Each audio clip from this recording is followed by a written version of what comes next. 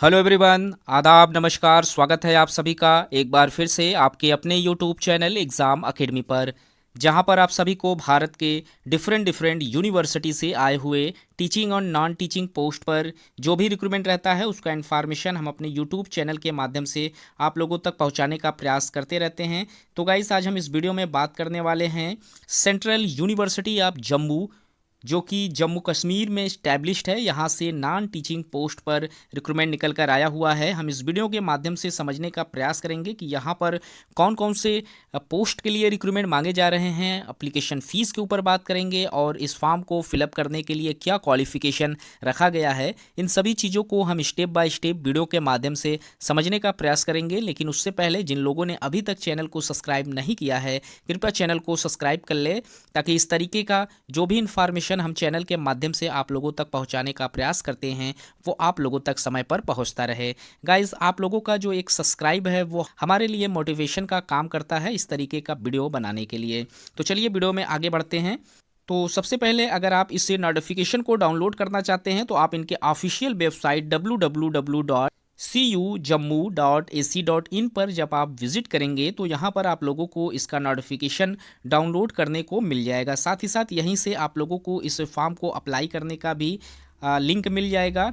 तो आप दोनों काम यहाँ से कर सकते हैं। एप्लीकेशन फ़ीस जो यहाँ पर आप लोगों से मांगे जा रहे हैं वो 1000 रुपये रखे गए हैं। वहीं SC ST PWD और जो regular employ of central university of Jammu Kashmir के हैं उनको एग्जेम्प्टेड कर दिया गया है फ़ीस, अब एप्लीकेशन फ़ीस में, यानी कि उनका किसी भी तरीके का कोई भी एप्लीकेशन फ़ीस यहाँ पर नहीं लगेगा। इंपॉर्टेंट डेट्स की अगर बात करें तो 15 फरवरी 2024 से आप लोगों का फॉर्म अप्लाई होना स्टार्ट कर दिया गया था और इसका जो लास्ट डेट रखा गया है वो 7 मार्च 2024 का डेट रखा गया है। 7 मार्च से पहले आप अपने इस फॉर्म को अप्लाई कर लें। पोस्ट जो है रेगुलर बेसिस पर निकल कर आए हुए हैं, जिसके लिए ये रिक्रूटमेंट मांगे जा रहे हैं, एप्लीकेशन मांगे जा रहे हैं।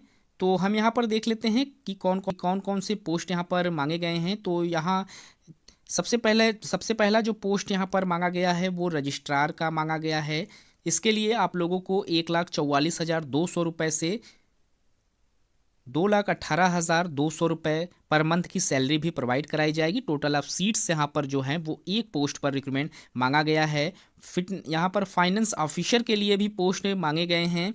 फाइनेंस ऑफिसर के लिए यहाँ पर जो टोटल सैलरी है वो 1,44,200 रुपये से 2,18,200 रुपये यहाँ पर भी सैलरी रखी गई है और एक पोस्ट यहाँ पर भी मांगा गया है। वहीं कंट्रोलर एंड एग्जामिनेशंस के लिए जो पोस्ट है उसमें भी सेम सैलरी यहाँ पर रखी गई है और सेम पोस्ट पर रिक्रूटमेंट भी यहाँ पर मांगा गया है। लाइब्रेरियन के लिए जो यहाँ पर पोस्ट निकल कर आया हुआ है उसके लिए भी यहाँ पर जो सैलरी है वो सेम सैलरी रखी गई है और एक पोस्ट यहाँ पर भी रखे गए हैं। साथ ही साथ अगर आप डिप्टी लाइब्रेरियन के लिए फॉर्म अप्लाई कर रहे हैं तो यहाँ पर जो सैलरी आप लोगों को प्रोवाइड कराई जा रही है 13A लेवल का पे स्केल यहाँ पर रखा गया है।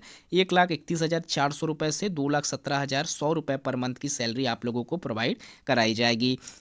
एक पोस्ट यहाँ पर भी मांगे गए हैं। वहीं इंटरनल ऑडिट ऑफिसर के लिए अगर आप फॉर्म अप्लाई कर रहे हैं तो यहाँ पर जो सैलरी आप लोगों को प्रोवाइड कराई जा रही है 78,800 रुपये से 2,09,200 रुपये पर मंथ की सैलरी है। पे लेवल यहाँ पर 12 का रखा गया है और एक पोस्ट यहाँ पर भी निकल कर आया हुआ है। क्वालिफ़िकेशन की अगर हम बात करें तो अगर आप रजिस्ट्रार के पोस्ट पर फॉर्म अप्लाई कर रहे हैं तो यहाँ पर जो एज लिमिट रखी गई है वो 57 साल का रखा गया है और जो क्वालिफ़िकेशन यहाँ पर मांगे गए हैं, साथ ही साथ जो एक्सपीरियंस यहाँ पर लग रहे हैं उसमें आप लोगों को 55% मार्क्स के साथ आपका जो मास्टर डिग्री है वो आप लोगों को पास आउट होना ज़रूरी है। साथ ही साथ यहाँ पर 15 ईयर्स का एक्सपीरियंस मांगा गया है एज ए असिस्टेंट प्रोफेसर के पोस्ट पर, जिसमें आप लोगों की जो सैलरी है वो एकेडमिक लेवल 11 का हो या फिर आप लोगों के पास 8 साल का सर्विस इन एकेडमिक लेवल का एक्सपीरियंस यहाँ पर मांगे गए हैं। इनमें से कोई भी एक्सपीरियंस आप लोगों के पास है तो आप एलिजिबल हैं या फिर करने के लिए। वहीं फाइनेंस ऑफिसर के लिए जो पोस्ट यहाँ पर मांगे गए हैं, सेम एज लिमिट यहाँ पर भी रखी गई है। 55% मार्क्स के साथ यहाँ पर भी आप लोगों को पास आउट होना जरूरी है। और साथ ही साथ जो रजिस्ट्रार के लिए एक्सपीरियंस मांगे गए हैं, सेम एक्सपीरियंस यहाँ पर भी रखे गए हैं। कंट्रोलर में भी आप लोगों का सेम ही एक्सपीरियंस मांगे गए हैं और क्वालिफिकेशन भी यहाँ पर सेम रखे गए हैं। वहीं लाइब्रेरियन के पोस्ट पर आप लोगों से 55% मार्क्स के साथ आपका जो मास्टर डिग्री है वो लाइब्रेरी साइंस या फिर इंफॉर्मेशन साइंस या फिर डॉक्यूमेंशन साइंस से आप लोगों का होगा, तो ही आप एलिजिबल हैं फॉर्म को अप्लाई करने के लिए। और यहाँ पर जो 10 ईयर्स का आप लोगों के पास असिस्टेंट प्रोफेसर का एक्सपीरियंस भी मांगा गया है, तो ही आप एलिजिबल माने जाएंगे। डिप्टी लाइब्रेरियन के लिए अगर आप फॉर्म अप्लाई कर रहे हैं तो यहाँ पर भी आप लोगों का मास्टर डिग्री जो है लाइब्रेरी साइंस, इंफॉर्मेशन साइंस और डॉक्यूमेंशंस साइंस के साथ 55% मार्क्स के साथ पास आउट होना जरूरी है। वहीं आप लोगों का 8 ईयर्स का एक्सपीरियंस भी यहाँ पर मांगा गया है as a assistance university librarian या फिर कॉलेज लाइब्रेरियन के पोस्ट पर। वहीं इंटरनल ऑडिट ऑफिसर के लिए जो पोस्ट मांगे गए हैं उसमें आप लोगों का drawing officer belong audit and account service से आप लोगों का मांगा गया है। स्टेट या फिर सेंट्रल लेवल पर आप लोगों ने वर्क किया है रेगुलर बेसिस पर। तो गाइस यहाँ पर वही कैंडिडेट फॉर्म को अप्लाई कर पाएंगे जिनके पास एक्सपीरियंस है टीचिंग से रिलेटेड या फिर एकेडमिक सर्विस से रिलेटेड एक्सपीरियंस रहेगा, तो ही आप एलिजिबल हैं फॉर्म को अप्लाई करने के लिए। एप्लीकेशन फ़ीस की अगर बात करें तो यहाँ पर 1000 रुपये एप्लीकेशन फ़ीस रखे गए हैं और ये जो नोटिफिकेशन है वो 8 पेज में दिया गया है। तो अगर आप इंटरेस्टेड हैं फॉर्म को अप्लाई करने के लिए तो सबसे पहले आप इसका जो नोटिफिकेशन है उसे डाउनलोड कर लें, अच्छे से रीड कर लें और उसके बाद ही फॉर्म को अप्लाई करें। तो इस वीडियो में इतना ही। इस तरीके के और भी इन्फॉर्मेशन हम चैनल के माध्यम से आप लोगों तक पहुंचाने का प्रयास करते रहते हैं। तो मिलते हैं एक नए वीडियो में नए इन्फॉर्मेशन के साथ, तब तक के लिए थैंक यू सो मच।